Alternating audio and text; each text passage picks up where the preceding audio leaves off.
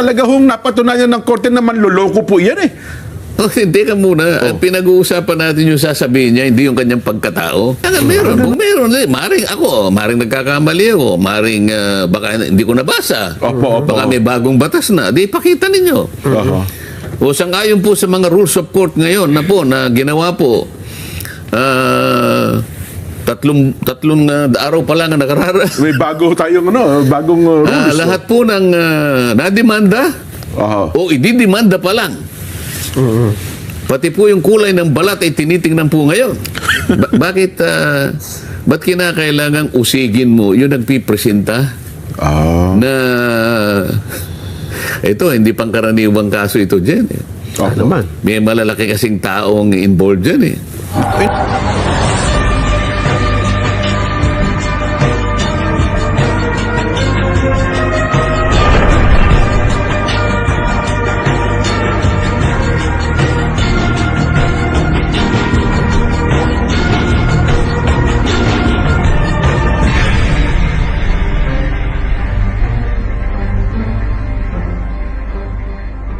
Na-record na yung pagpayag eh.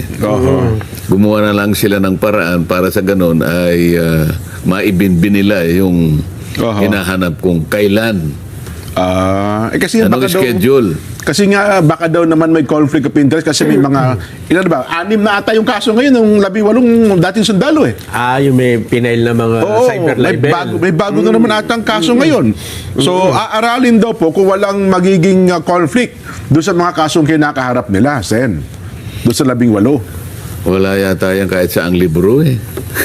Ganun ho ba? Eh, bakit? Bakit ba? Ang mga tao ay nagpasya lang na tumulong dahil siguro napansin na nila na kailangan na natin seryosohin ito. Hindi naman pangkaraniwang pagnanakaw lang ito eh.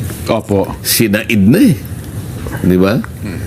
Ang salita ko nga tumagilid na yung tumagilid ang kabangyaman natin, kabangbayan. Siguro yung mga tao gusto na nilang mahanap talaga yung solusyon dito. Kaya, ayun, nagkusa sila na magpahayag.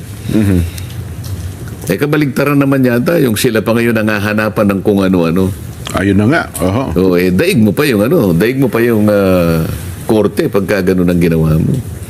Kasi sa korte, sisa sa atin lang yung kakayahan mo na tumistigo kapag ikaw ay nandun na at yung abogado mo nag-offer na ng testimony. Opo. Diba? Limawa, si Nelson. Ang abogado mo, Jen, ano? Opo, yan. O tatanungin ka ng judge kasi, Your Honor, I am presenting my first witness for this case. Yeah. Present him. Sabi ng ano. Mr. Nelson Lubao, Mr. Jen Subarjaga. Opo. Ikaw ang abogado. Offer of testimony. Sabi ng Judge.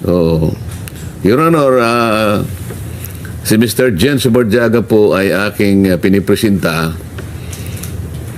dahil siya po ay tetestigo na yung pagbibilihan po ng lupa ay hindi po ganun ang nangyari. Ang ibig po sabihin, yung nakalagay po na halaga dyan, mali po yan. At ipipresenta ko rin po yung dokumento ng bilihan. Sabing ganon. O di tinitingnan ng judge yung kasi yung importansya meron na rin siyang kopya dun sa dun sa minarkahan na yun. Meron ng pre-marking kasi yun eh. So tinitingnan ng judge yung sinasabi mo. Attorney Lubao. Yes, Your Honor. Are you referring to the contract dated December 31, kanya? Yan, opo. 1975. Kunwari, gano'n. Okay. Yes, Your Honor, precisely. But I cannot see the name of Jen Subarjaga. Mr. Jen Subarjaga in this document. He is not one of the parties. He is not even one of the witnesses. Meaning to say, he has nothing to do with this contract. He has no personal knowledge in So, this contract. tinatanong pala nung judge yun. Tinitingnan So, pala. I don't think he can testify because he's going to violate the parole evidence rule. Oho. Sasagot yung isa, yes, Your Honor. Naunahan mo lang ako, I should have objected also. Nako, yung sa sabi ng pan- abogado, hindi ka pwede ngayon. Abogado ng Yung kabila. depensa. Hindi ka pwede. Kasi stricto yung regulasyon eh. Wala ka namang kinalaman. Paano ka magte-testify? Hindi ka naman kasama doon sa pagkakagawa na sana man lang kung witness ka. Oho. Di ba?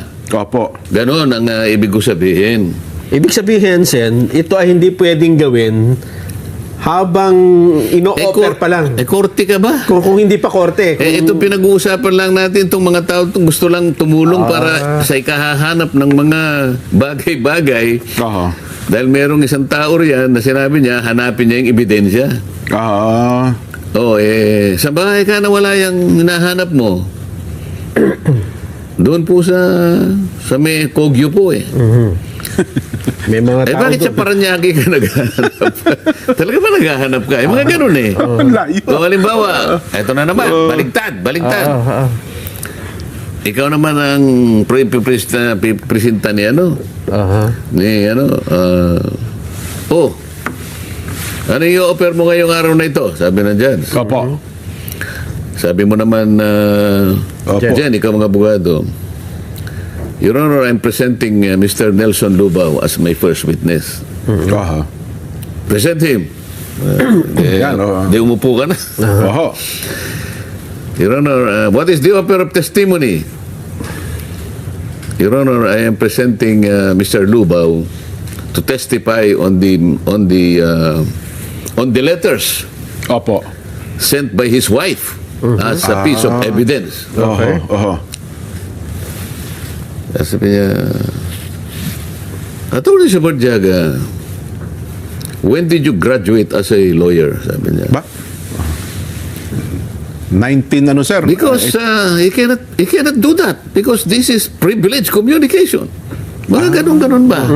O kaya naman, what is he going to testify? Your Honor, Nelson Lubao is the physician who treated him several years ago. You cannot do that, Attorney Sabarjaga. That's covered by privileged communication. Hindi mo pwede si ano yan, The si Walat. physician and the Opo. client. Opo, yung Yung mga ganun ang binabawal. Pero yung kung gagawin mo, sisitahin mo yung... paano mo gagawin yun? Hindi pwede Yung ganun. pagharap niya. Ngayon, merong mga... May mga mahalata ng... Bakit... ba't kinakailangang usigin mo yung nagpipresenta? Na ito, hindi pangkaraniwang kaso ito dyan eh. Naman. May malalaki kasing taong involved dyan eh. Naku, hindi, ang sabi sir kasi, Sen hindi, ito kasi mga ito dishonorable discharge. May mga kaso ito ng pagsisinungaling. O di, pakita mga mo ganun ngayon, ipakita mo sa pamagitan ng mga batas nating umiiral, pagka may mga kaso, hindi sila pwedeng mag-testify. Di ba? Oho. Kailangan meron. Kung meron, maring nagkakamali ako, maring baka hindi ko nabasa. Opo. Baka may bagong batas na. Di, pakita ninyo. Oho. O sangayon po sa mga rules of court ngayon na ginawa po, tatlong araw pa lang ang nakarara. May bago tayong bagong rules. Lahat po ng nademanda Oho. o ididemanda pa lang. Pati po yung kulay ng balat ay tinitingnan po ngayon. At kung meron ka pong at pagka po yung ngipin nyo hindi kumpleto, hindi na po kayo pwedeng mag-testify ngayon. Bawal mag-witness yan. Masyado na pong mahigpit ngayon. Oho. O edi. Kung ang kaso niya, Sen, syndicated, estapador po talaga yan. Talaga hong napatunayan ng korte na manloloko po yan eh. Hindi ka muna. Ang pinag-uusapan natin yung sasabihin niya, hindi yung kanyang pagkatao. Ganun At saka pala. mo na lamang, kaya nga susuriin ng judge eh. Ganun pala. Ibang kaso. Makikita pa rin naman kung yung sasabihin mo ay merong koneksyon doon sa pinag-uusapan.